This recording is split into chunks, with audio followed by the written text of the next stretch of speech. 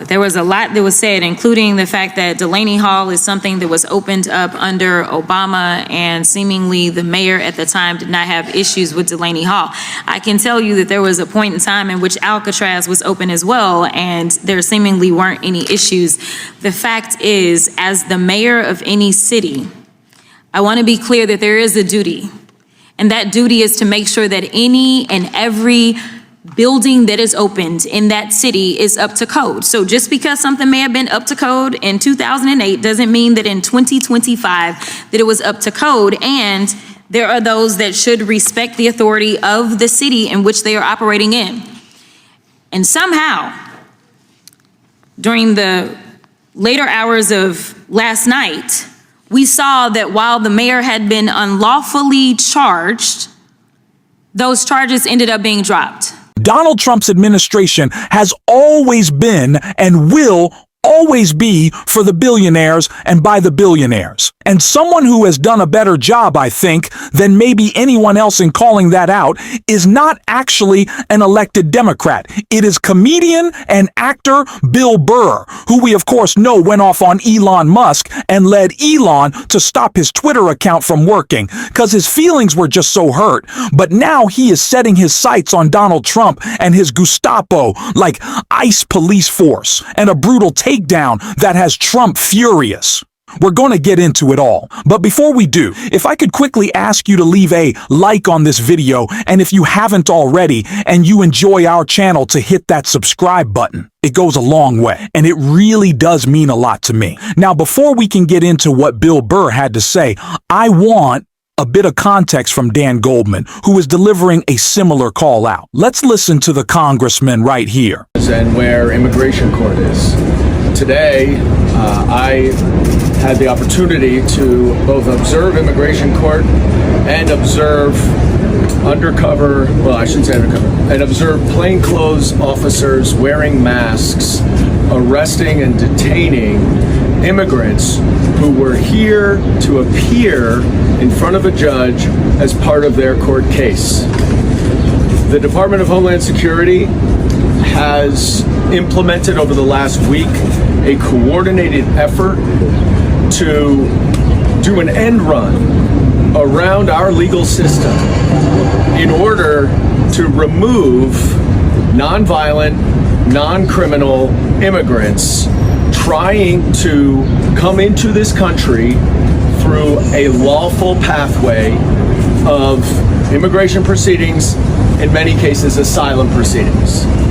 And by recommending dismissal of their cases, the Department of Homeland Security is essentially taking jurisdiction away from the court, removing the asylum application from the going forward, and then allowing the immigration agents to arrest these people and put them in a deportation proceeding under a different authority than the one that they just dismissed, which has fewer rights and applies in very few circumstances, almost never internally in the country, almost always at the border.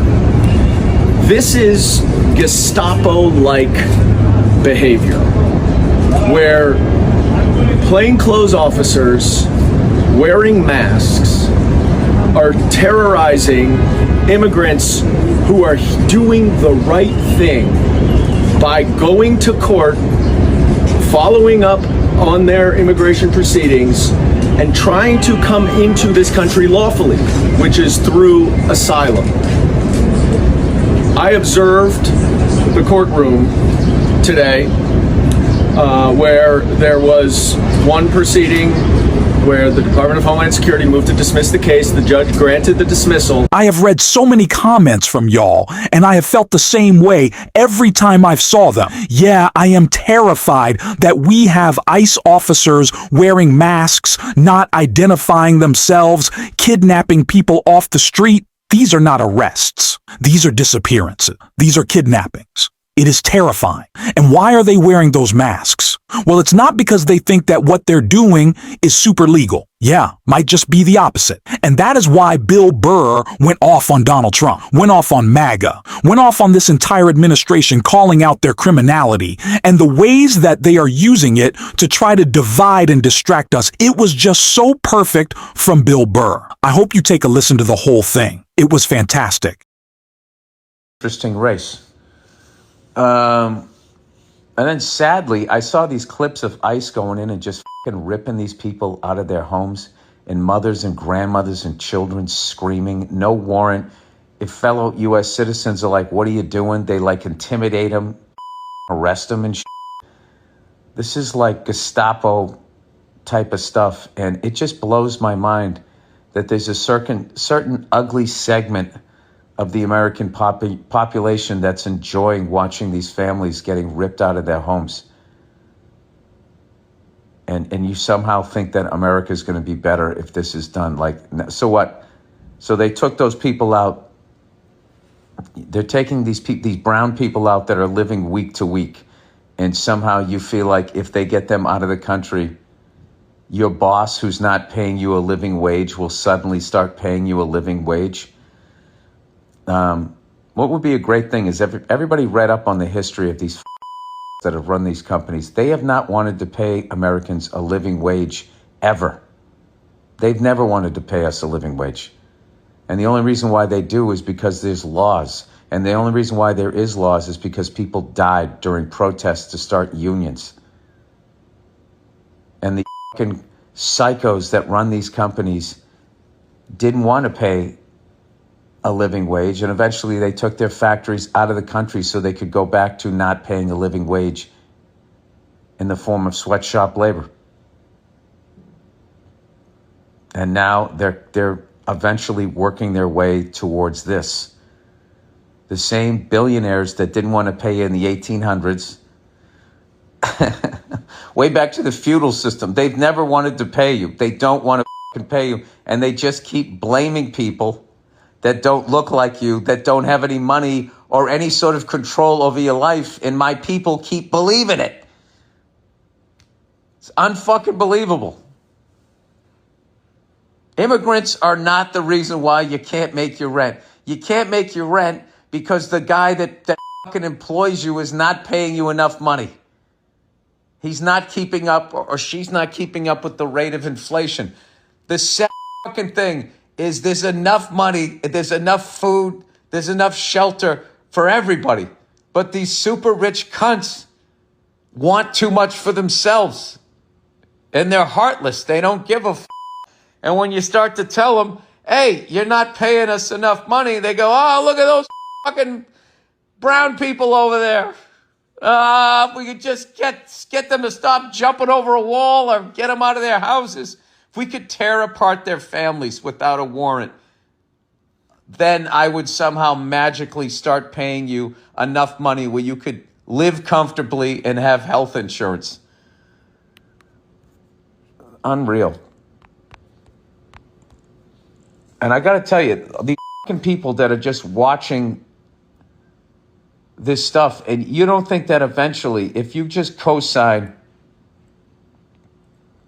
on an agency being able to do that, just barge into somebody's fucking house like that, just start lining people up, asking questions, no warrants, just total intimidation, right? If you're signing off on that, you have to understand, do you really think that that's just going to stop there? Let's say they got all the illegal immigrants out of this country. That work still has to be done. So now who's doing that work? And what is the rich guy doing? Do you think he's going to pay American citizen wages? Is he going to let one nickel roll out of his pocket?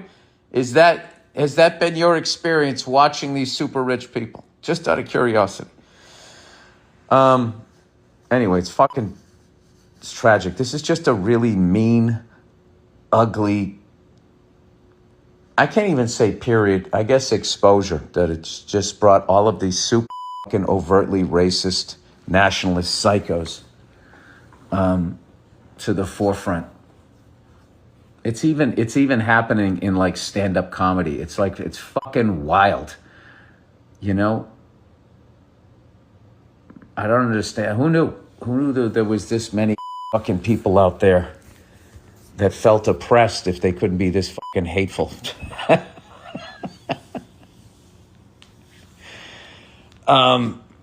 Anyway, but that doesn't mean you can't be a good person. You can combat all of this shit.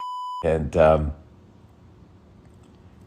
don't know. I feel like some leaders are going to emerge. But I know there's been a lot of really punditry and mainstream media coverage around, Democrats finding our Joe Rogan of the left. I think that concept, that kind of phraseology to describe combating a much more entrenched conservative media apparatus is not the perfect thinking.